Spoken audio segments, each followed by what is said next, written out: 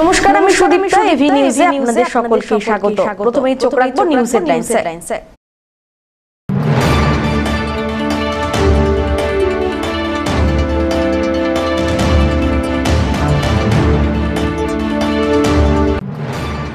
আগামী নতুন বছরের শুরুতেই এবারে ডুয়ার্স উৎসব হতে চলেছে, তবে এবার থাকছে না কোনো বাংলাদেশি স্টল, এমনটাই জানিয়ে দিলেন কর্তৃপক্ষ।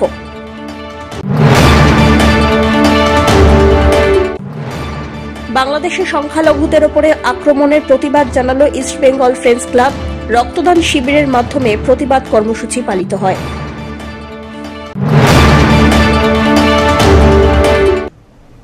এবার আসছে বিস্তারিত সংবাদে। আগামী নতুন বছরের শুরুতেই এবারে ডুয়ার্স উৎসব হতে চলেছে, তবে এবার থাকছে না কোনো বাংলাদেশি স্টল, এমনটাই জানা গেল। উল্লেখ্য, ডুয়ার্সের পর্যটন এবং সংস্কৃতিকে বিশ্বের দরবারে তুলে ধরতে আলিপুরদুয়ারে শুরু হয় ডুয়ার্স উৎসব। বাম শাসনের অবসানের পর রাজ্যে পালা বদলের চিত্র সাধারণ মানুষের সামনে সাংস্কৃতিক পরিমণ্ডলের মধ্যে দিয়ে তুলে ধরতে রাজ্যের মুখ্যমন্ত্রী মমতা বন্দ্যোপাধ্যায় বিভিন্ন মেলা এবং উৎসবে জোর দিয়েছিলেন। আলিপুরদুয়ারের ডুয়ার্স উৎসব পরিপূর্ণতা লাভ করে সেই সময় থেকেই। 2011-র পর দেশের গণ্ডি ছাড়িয়ে ডুয়ার্স উৎসবের বিস্তৃতি লাভ করেছে আন্তর্জাতিক আঙ্গিনায়। ডুয়ার্সের পর্যটনের অপার সম্ভাবনা, ডুয়ার্সে বসবাসকারী বিভিন্ন জনজাতির সাংস্কৃতিক বিশ্বের দরবারে তুলে ধরতে এই সময় উৎসবের নামকরণ হয় বিশ্ব ডুয়ার্স উৎসব। প্রত্যেক বছর ডিসেম্বর মাসের দিকে আলিপুরদুয়ার প্যারেড গ্রাউন্ডে এই উৎসব অনুষ্ঠিত হয়। উৎসবকে ঘিরে প্রায় 10-12 দিন ধরে চলে বিরাট কর্মযজ্ঞ। দেশের বিভিন্ন রাজ্য থেকে হস্তশিল্পীরা মেলায় আসেন। প্রত্যেক দিন মেলার মুক্ত মঞ্চে নানা সাংস্কৃতিক অনুষ্ঠান হয়, যার মধ্যে দিয়ে সাংস্কৃতিক মেলবন্ধন তৈরি হয়। যদিও এবছর ডুয়ার্স উৎসবে বছরের শেষে শুরু না হয়ে জানুয়ারির প্রথম সপ্তাহে শুরু হতে চলেছে। তার জন্য অন্যান্য সবকিছুর সঙ্গেই বিশেষ আকর্ষণ থাকছে অসমের বিহু নৃত্য। এছাড়াও মেঘালয় থেকেও শিল্পীরা আসছেন। যদিও এবছর মেলায় থাকছে না বাংলাদেশের কোনো স্টল। রাজ্য সরকারের সহযোগিতায় ডুয়ার্স উৎসবকে ঘিরে প্রচুর টাকার ব্যবসা বাণিজ্যও হয় আলিপুরদুয়ারে। ডুয়ার্স উৎসব কমিটির সাধারণ সম্পাদক সৌরভ চক্রবর্তী এ বিষয়ে বলেন, মাননীয় মুখ্যমন্ত্রী মমতা বন্দ্যোপাধ্যায়ের প্রেরণায় 19তম বিশ্ব ডুয়ার্স উৎসব আমরা 2রা জানুয়ারি 2025 থেকে 12ই জানুয়ারি 2025 আমরা এই অনুষ্ঠানটা করব এবং এটা খুব ভালো হলো, প্রতি বছর রেগুলারাইজ হয়ে গেল। যেমন আমরা ডুয়ার্স উৎসব কী করি 23-24, 24-25, কিন্তু এবছর থেকে একটা ফিক্স হয়ে গেল যে জানুয়ারিতে যেহেতু ডুয়ার্স উৎসব হচ্ছে, প্রতি বছরের যে মানে ব্যাকলগ সেটা এবার কিন্তু আরও ভালো হবে, দিনটাও ভালো হবে। আমি সবচেয়ে মানে প্রণাম জানাবো আমার মাননীয় মুখ্যমন্ত্রী, তিনি হস্তক্ষেপ করেছেন, তিনি শুভেচ্ছা জানিয়েছেন। আমি ধন্যবাদ জানাবো প্রকাশচি গড়াইকে, তিনি উদ্যোগ নিয়েছেন। এবং আমি ধন্যবাদ জানাবো আমাদের জেলা শাসিকা আর বিমলাকে, যে তার সঠিক নেতৃত্বে বিশ্ব ডুয়ার্স উৎসব 19তম বিশ্ব ডুয়ার্স উৎসব এবার আমরা 2রা জানুয়ারি থেকে 12ই জানুয়ারি পালন করতে যাচ্ছি। প্রথম হচ্ছে যেদিন আমাদের শোভাযাত্রা হবে 2রা জানুয়ারি, আমরা 21টি জনজাতিরই প্রতিনিধিত্ব রাখার চেষ্টা করব এবং একটা খুব ভালো ক্লাসিক্যাল এবং এটা কালচারালি যেহেতু আমাদের এই এলাকার জাতি জনজাতি তাদের নিয়ে একটা বিশেষ শোভাযাত্রা, এবং সেখানে কিছু গুরুত্বপূর্ণ মানুষের উপস্থিতি থাকবে। তাদেরকে ইনভাইট করা হয়েছে। তারপর মাননীয় আমাদের রাজ্যের মন্ত্রীরা থাকবেন, আমরা সেদিন উদ্বোধন করব। আমরা আশা করছি এবারও 2,500 থেকে 3,000 লোকশিল্পীরা অংশগ্রহণ করবেন। প্রায় 5,000-এর উপরে শিশু শিল্পী অংশগ্রহণ করার কথা আছে। এবং আমরা এবছর আমাদের রাজ্যের বাইরেও অতিথি শিল্পীদের আহ্বান জানাচ্ছি, এবং আমাদের প্রত্যেকটি যেভাবে স্টেজ হয় সেভাবে হবে। তাছাড়াও ডুয়ার্স উৎসবের যে বৈচিত্র্য আছে সেই বৈচিত্র্যগুলোর মধ্যে আমরা চেষ্টা করছি যে আরও ভালো কিছু এর মধ্যে যুক্ত করা যায় কিনা। ঠিক আছে, আমরা আসামের বিহু এবার নিয়ে আসছি।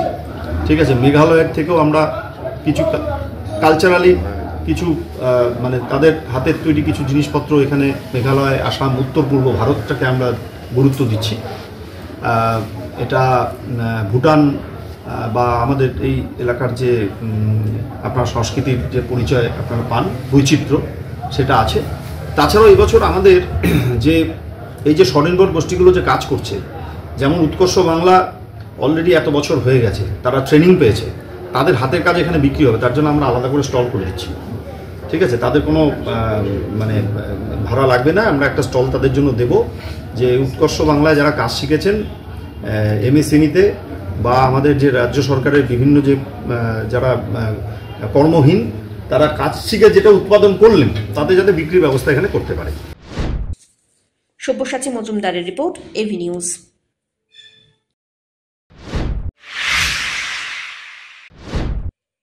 পড়া ফেলে চাষে মন, স্কুল ছুট ছাত্রছাত্রীদের সংখ্যা বাড়ছে জলপাইগুড়িতে। হাল ধরতে এবারে আসরে প্রশাসন। আগামী সপ্তাহে ছাত্র অভিভাবকদের সঙ্গে কথা বলে স্কুলে ফেরানোর জন্য পদক্ষেপের ঘোষণা। ধান ওঠার পর আলু চাষের মরশুম শুরু হতেই সার বীজের পাশাপাশি নীরবে ঘটে চলা আরও একটি ঘটনা চিন্তায় ফেলে দিয়েছে জলপাইগুড়ি জেলা প্রশাসনকে। এবছর আলু চাষের জমির পরিমাণ বাড়ছে জলপাইগুড়িতে। এই খবরের পাশাপাশি আরও একটি খবরে কার্যত কাজ ফেলে এখন ছুটতে হচ্ছে প্রশাসনের আধিকারিকদের। তা হলো স্কুল ছুটদের ফেরানো। সরকারি স্কুলগুলিতে গত 2 তারিখ থেকে শুরু হয়েছে বাৎসরিক পরীক্ষা। দেখা যাচ্ছে পরীক্ষা দিতে আসেনি বহু ছাত্রছাত্রী। কারণ খুঁজতে গিয়ে জানা গেল বেশিরভাগ পড়ুয়া চাষের কাজে ব্যস্ত। কেউ ধান আনছে, কেউ আলুর বীজ বুনছে, কেউ আবার জমিতে সার দিচ্ছে। জলপাইগুড়ি সদর ব্লকের নেতাজি বিদ্যাপীঠের 35 জন ছাত্র পরীক্ষা দিতে আসেনি, কারণ তারা চাষের কাজে পরিবারকে সাহায্য করছে। ভবিষ্যৎ গড়ার চাইতে পরিবারকে সাহায্য করাকেই এই মুহূর্তে বড় দায়িত্ব বলে মনে করছে তারা। তুমি স্কুল কেন যাচ্ছ না বা কি করছো? বাড়িতে কৃষি বাড়ি করছি, চাপ একটু আছে, বাবা পারে না, মা পারে না, তার জন্য বাড়ির কাজ করি। তুই স্কুলে যাও না কেন? স্কুলে তো প্রথমে বাড়িতে ছিলাম না, ও বন্ধু বান্ধবের সাথে বাইরে চলে গেছিলাম, তার জন্য বন্ধ হয়ে গেছিলো। পরে আর যাইতে মনে নেই, তার জন্য যাইনি, ভর্তি হয়নি, বাড়িতে ছিলাম না। এখন আইসে এই কাজ করতেছি আর কি। এরপরে স্কুল থেকে যদি কোনো সুযোগ করে তোমরা স্কুল যাবে? হ্যাঁ যাবো তো, কেন যাবো না, সুযোগ সুবিধা দিলে তো নিশ্চয়ই যাবো। ঠিক, বাড়িতে কোনো অসুবিধা রয়েছে? বাবা কাজ করতে পারে না, অসুখ আর কি। ঠিক, কি কি কাজ করছো তোমরা? এই তো উড়িয়া ছিটাচ্ছি আর কি। আলু? আলু তো গাড়বে। আলু গাছ, আলু চাষ মানে জমিতে কাজ করছো? হ্যাঁ। তো বলছি স্কুলে কেন যাচ্ছ না? স্কুলে তো ওই যে জমি কাজ করছে। হ্যাঁ, কি কাজ করো জমিতে? এখন কি কাজ হচ্ছে?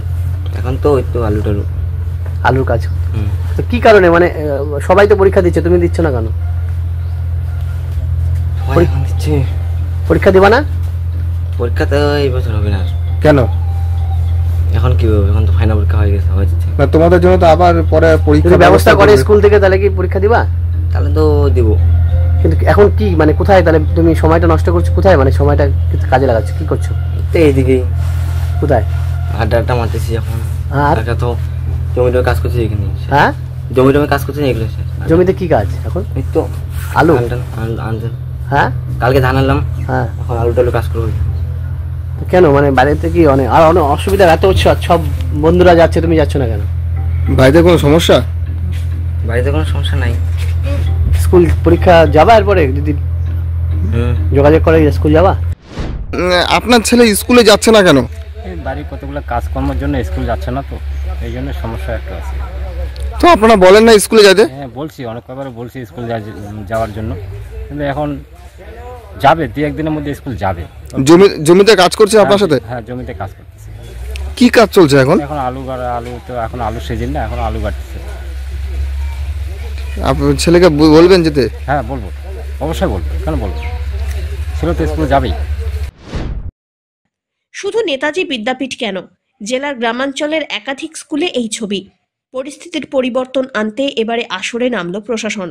স্কুল কর্তৃপক্ষের সঙ্গে বৈঠক, শিক্ষা বন্ধুকে বাড়ি বাড়ি পাঠিয়ে অভিভাবক ও ছাত্রছাত্রীদের সঙ্গে আলোচনা, স্কুলে আলাদা করে বৈঠক ডেকে ছাত্র অভিভাবকদের বোঝানো, এছাড়াও একাধিক পদক্ষেপ নেওয়া হবে বলে জানা গিয়েছে। তাদেরকে রেগুলার করার চেষ্টা করা হচ্ছে। এরকম 35 জন স্টুডেন্টকে আমরা দেখতে পেলাম যে পরীক্ষা দিতে আসেনি। সেই ব্যাপারে আমরা কি উদ্যোগ নেওয়া যেতে পারে সেটা নিয়ে মাস্টারমশাই, পার্শ্ব শিক্ষক এবং শিক্ষা বন্ধু এদের সঙ্গে আলোচনা করলাম। কোন ক্লাসে? এটা আছে 6, 7, 8, 9 সবই আছে। কি কারণে মনে হচ্ছে স্যার ওরা কোথায় কেন এটাই তো আমরা মানে সন্ধান করতে বেরিয়েছি। এটা নিয়েই আমরা আগামী শুক্রবার দিন একটা মিটিংয়ের আয়োজন করব। এখানে পেরেন্ট টিচার মিটিং এবং ছাত্রদেরকে উপস্থিত থাকার চেষ্টা করছি। গ্রাম প্রধান, অঞ্চলের পঞ্চায়েত মেম্বার, পঞ্চায়েত সমিতি মেম্বার এনাদেরকেও রাখার চেষ্টা করছি। তাহলে আমরা একটা দিক নির্দেশ পাবো আর কি, যে কিভাবে এটাকে ওভারকাম করা যায়। কি মনে হচ্ছে কোথায় গাফিলতি বা কোথায় এটাই আমরা ওয়ে আউটটা বার করবো। এটা ওনারা তো কেউ আলু খেতে, কেউ অন্য কাজের সঙ্গে যুক্ত, সেইগুলোই তো আমরা বার করবো, কিভাবে এই জিনিসটাকে ওভারকাম করা যায় সেইটা বার করার জন্যই তো আমরা আগামী শুক্রবার দিন মিটিংটা ডাকলাম। কি মনে করছেন এই ফিরিয়ে? হ্যাঁ, আমরা ফিরিয়ে আনবো সব। ঠিক আছে। বিডিও সাহেব আসছিল, ওই যে পেপারে সব দেওয়া হয়েছে যে ছাত্ররা পরীক্ষা দিতে আসছে না, কিছু ছাত্র, সেই ব্যাপারেই বিডিও সাহেব আসছিলেন এখানে। তারা কেন আসছে না? তারা এখন আলু চাষ মৌসুমের সময় এবং অর্থনৈতিকভাবে দুর্বল, সেই অর্থনৈতিক মানে টাকা পয়সা উপার্জন করতে হয়, সেই জন্যই তারা মানে এখন আলু চাষে একটু ব্যস্ত আছে। আপনারা শিক্ষাবন্ধু হিসেবে কতটা আপনাদের রোল প্লে করতে পারেননি? গাফিলতি আছে কোথাও? আমরা শিক্ষাবন্ধু হিসাবে তো আমাদের রোল প্লে এখানে খুব একটা নেই। আমরা এসে স্কুল থেকে ইনফরমেশন করি এবং প্যারা টিচার আছে এবং স্কুলের যারা টিচার আছে তারাই যোগাযোগ করে করে আমরাও যোগাযোগ রাখি ছাত্রদের সঙ্গে। কোনো প্রয়োজন হলে আমাদের বললে, আমাদের অফিসকে জানাইলে আমরা। কতজন স্টুডেন্ট এরকম টোটাল মানে আপনার 5 থেকে 9 পর্যন্ত আপনার 35 জন বললেন। 35 জন স্টুডেন্ট আলু খেতে কাজ করছে বা অন্যান্য? 35 জনই কাজ করছে না, কিছু হয়তো আসছে না, বিভিন্ন কারণেও আসতে পারে না, হয়তো শরীর খারাপ আছে। পরীক্ষা চলছে না এখন? পরীক্ষা চলছে। পরীক্ষা দিচ্ছে না? পরীক্ষা দিচ্ছে না। আমার যা হলো, এদের পরে একটা নিচু ক্লাসের তো এমনি পাশ ফেল নাই, পরে একটা পরীক্ষা নিয়ে নেবে ওনাদের। তাহলে এই যে বিডিও সাহেবের কথা মতো এখন কি করবেন? এখন ওই একটা স্কুল কর্তৃপক্ষ এবং গ্রাম প্রধানের কথা বললেন, বিডিও সাহেব দরকার হলে বললো, আমাকে জানালে আমিও থাকবো, টিচার এবং স্কুলের সমস্ত টিচার থাকবে, মিটিং করে ওনাদের সাথে যোগাযোগ করে যতটা অগ্রসর করা যায় এটাই। ইস্ট বেঙ্গল ফ্যান্স ক্লাবের প্রতিবাদ সঙ্গে সামাজিক কাজেও সামিল। বাংলাদেশে সংখ্যালঘুদের উপরে আক্রমণের প্রতিবাদ জানালো ইস্ট বেঙ্গল ফ্রেন্ডস ক্লাব। এদিন এক রক্তদান শিবিরের মাধ্যমে তাদের এই প্রতিবাদ কর্মসূচি পালন করা হয় সমাজপাড়ায় অবস্থিত নিজস্ব দপ্তরে। ইস্ট বেঙ্গল ফ্রেন্ডস ক্লাবের প্রাক্তন সভাপতি শীতল কুমার বোসের স্মরণে এই বিশেষ শিবিরটি পরিচালনা করা হয়। ইস্ট বেঙ্গল ক্লাবের সমর্থকরা বলেন, ক্লাব সবসময় সব ধরনের প্রতিবাদ করছে। বর্তমানে বাংলাদেশে যে সমস্ত সংখ্যালঘু আছেন তাদের ওপরে যেভাবে আক্রমণ করা হচ্ছে তারই প্রতিবাদ জানানো হলো এই অনুষ্ঠানে। পাশাপাশি একটি রক্তদান শিবিরেরও আয়োজন করা হয়েছিল। আজকের এই প্রতিবাদ সভাতে রক্তদান শিবিরে উপস্থিত ছিলেন ইস্ট বেঙ্গল ক্লাবের জলপাইগুড়ির লিয়াজো সৌমিক মজুমদার, ভাস্কর গুহ মজুমদার, দেবজিৎ দাস, দেবব্রত ভট্টাচার্য, বাবুয়া দাস এবং অন্যান্য সমর্থক আর সদস্যবৃন্দ। এ বিষয়ে ক্লাবের প্রাক্তন সভাপতি রাহুল হোর বলেন, ইস্ট বেঙ্গল ফ্রেন্ডস ক্লাব তার প্রতিষ্ঠা বর্ষ থেকে বিভিন্ন সামাজিক কাজকর্ম করে থাকে। সেই সামাজিক কাজকর্মের অন্যতম অঙ্গ প্রতি বছর ব্লাড ডোনেশন করা। করোনার আবহে আমরা কয়েকবার করতে পারিনি, কিন্তু এবছর আমরা আবার ব্লাড ডোনেশন কাম করছি। আমাদের প্রয়াত প্রাক্তন সভাপতি এবং প্রতিষ্ঠাতা সদস্য শীতল কুমার বসুর স্মৃতিতে, তিনি সম্প্রতি প্রয়াত হয়েছেন। পাশাপাশি একটা প্রতিবাদও করলেন। পাশাপাশি এটা আমরা তো ইস্ট বেঙ্গল ফ্যান্স ক্লাব, আমাদের অধিকাংশ সব সদস্যই তার ভিত্তি পড়ে আছে ওপার বাংলায়।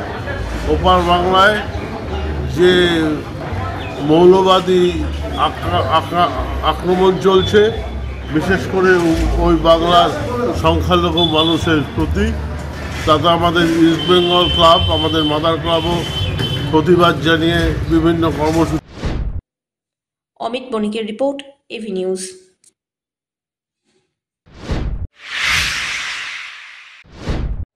গ্রামে ঘুরে ঘুরে পাখি শিকারের অভিযোগ, 2 কিশোরকে হাতে নাতে ধরে পুলিশ এবং বনকর্মীদের হাতে তুলে দিলেন পরিবেশ কর্মীরা। রবিবার জলপাইগুড়ির পাঙ্গা সাহেব বাড়ি এলাকায় 2 কিশোরকে পাখি শিকার করতে দেখে স্থানীয় বাসিন্দাদের সহযোগিতায় তাকে আটক করা হয়। পরিবেশ কর্মীরা তাদেরকে আটক করেন। আটক হওয়া 2 কিশোরের বাড়ি ডেঙ্গুয়াঝাড় চা বাগান এলাকায় বলে খবর। তাদের কাছ থেকে লুপ্তপ্রায় প্রজাতির 7টি মৃত পাখি এবং পাখি শিকারের একাধিক সামগ্রী উদ্ধার হয়েছে। আটক 2 কিশোরকে পরে পুলিশ এবং বনকর্মীদের হাতে তুলে দিলেন পরিবেশ কর্মীরা। আজকে পাঙ্গা থেকে আমাদের মেম্বার গুড্ডু সরকার ওই রাস্তা দিয়ে যাচ্ছিল, তখন দেখে 2টো ছেলে মাঠের মধ্যে পাখি মারছে। তারপর আমাদের মেম্বার তাদেরকে ধরে, তারা পালানোর চেষ্টা করে। তারপর তাদেরকে ধরে যখন আনা হয়, তাদের ব্যাগ থেকে 7টি পাখি, মৃত পাখি পাওয়া যায় এবং ওদের থেকে ছেলে দুটোর থেকে 2টো গুলটি পাওয়া যায়, পাথর পাওয়া যায়, আর কিছু অস্ত্র পাওয়া যায়, দা, যেগুলো দিয়ে পাখিগুলোকে মারা হয়েছে।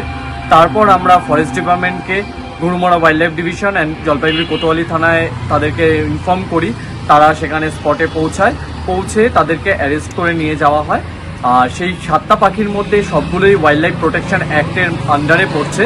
এখন এই ছেলে দুটোকে ফরেস্ট ডিপার্টমেন্ট আর কোতোয়ালি থানার দুই ডিপার্টমেন্ট নিয়ে যাচ্ছে, নিয়ে গিয়ে তারা তারপর লিগ্যাল প্রসিডিওরে মুভ করবে। পিনাকি শীলের রিপোর্ট, এভি নিউজ।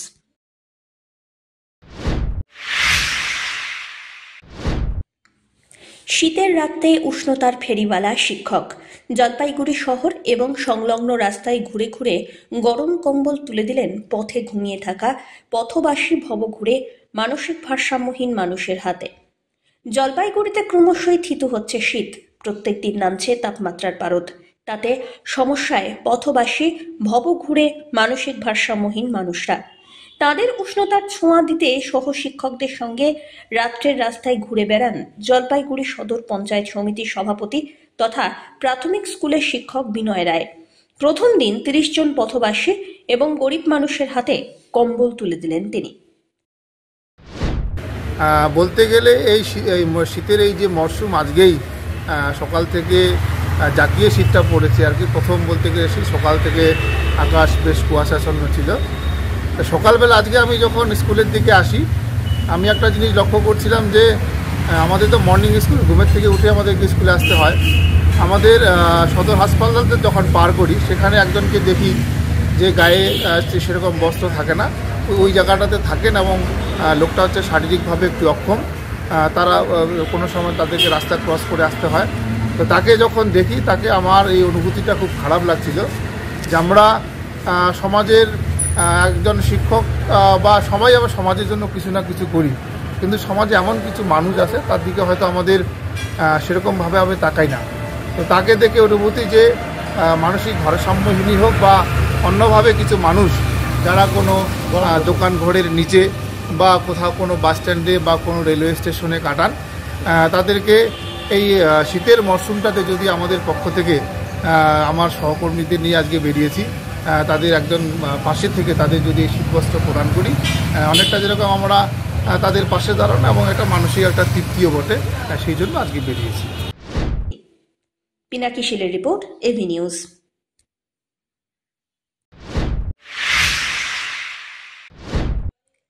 ধূপছড়ার গাছবাড়ি কটেজ পরিদর্শন করে সেখানে থাকা পর্যটকদের সঙ্গে কথা বললেন গরুমারা ডিএফও দ্বিজপ্রতিম সেন। পাশাপাশি গরুমারার মাহুত পাতাওয়ালা এবং বনকর্মীদের সঙ্গেও বৈঠক করেন তিনি। শনিবার সন্ধ্যায় ধূপছড়ার গাছবাড়িতে যান ডিএফও। উল্লেখ্য, গত 2রা ডিসেম্বর থেকে গরুমারা, ধূপছড়া, গাছবাড়ি এলিফ্যান্ট ক্যাম্প, কালীপুর এবং মৌচুকি ইকো কটেজ পর্যটকদের জন্য খুলে দেওয়া হয়। কটেজগুলিতে থাকার খরচও আগের থেকে কমিয়ে দেওয়া হয়েছে। প্রসঙ্গত, জলপাইগুড়ির গরুমারা বন্যপ্রাণ বিভাগের এই কটেজগুলি কোভিডের সময় থেকে বন্ধ ছিল। চিরাচরিত বিদ্যুৎ সংযোগ বাতিল করে এখন এগুলি চলছে সম্পূর্ণ সৌর বিদ্যুতে। এগুলির থাকার খরচ 40% কমিয়ে চালু করা হয়েছে। ধূপছড়া এলিফ্যান্ট ক্যাম্পের গাছবাড়ি 6টি কটেজ সংস্কার হয়েছে। এছাড়াও কালীপুর এবং মৌচুকিতে এতদিন দ্বিসজ্জা ঘরের দৈনিক ভাড়া ছিল 2200 টাকা, এখন তা 1000 টাকা কমিয়ে হয়েছে দৈনিক 1200 টাকা। এ বিষয়ে দ্বিজপ্রতিম সেন কি বললেন, শুনে নিন। মেনলি এখানের মধ্যে আমাদের ক্যাপটিভ এলিফ্যান্ট ম্যানেজমেন্টটা নিয়ে রিভিউ করা হলো। মাহুত পাতাওয়ালাদের সাথে একটা মিটিং হলো আমাদের। আর এখানে ধূপছড়ার মধ্যে যে ইকো ট্যুরিজমের যে নতুন টেমপ্লেটটাকে ইমপ্লিমেন্ট করা হয়েছে ল্যান্টেন্স দিয়ে, ইলেকট্রিসিটিকে বাদ দিয়ে আর রিচার্জেবল ল্যান্টেন্স দিয়ে, পোর্টেবল ল্যান্টেন্স দিয়ে যে নতুন টেমপ্লেটটাকে ইমপ্লিমেন্ট করা হয়েছে এটাকেও রিভিউ করা হলো। আচ্ছা, এবার তো নতুন করে আবার শুরু হলো এই রাজবাড়ি, নতুন করে শুরু হলো দুর্জোড়া ইকো ট্যুরিজম কটেজ। ততদূর কি হলো স্যার একটু বললেন? ওটা আমরা ইন প্রিন্সিপাল অ্যাপ্রুভাল পেয়ে গেছি, বাট ওটার গ্রাউন্ড লেভেল মোডালিটিস যে কিভাবে পর্যটকরা ওখানের মধ্যে যাবেন, ওই রাস্তা এটসেট্রা, এই লজিস্টিক্সটা ফিগার আউট করছি, এটা খুব তাড়াতাড়ি শুরু হয়ে যাবে। শেষ করবার আগে নিউজ হেডলাইন্স আরো একবার।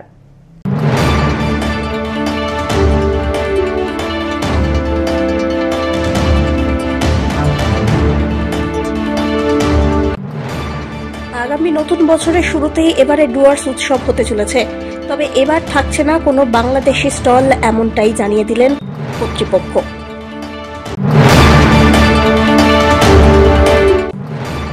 বাংলাদেশের সংখ্যালঘুদের ওপরে আক্রমণের প্রতিবাদ জানালো ইস্ট বেঙ্গল ফ্রেন্ডস ক্লাব। রক্তদান শিবিরের মাধ্যমে প্রতিবাদ কর্মসূচি পালিত হয়।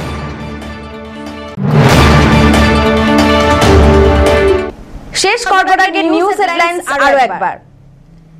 এখনকার মতো নিউজ এ পর্যন্তই। পরবর্তীতে আসছি আরো সংবাদ নিয়ে, দেখতে থাকুন আমার বিশেষ। নমস্কার।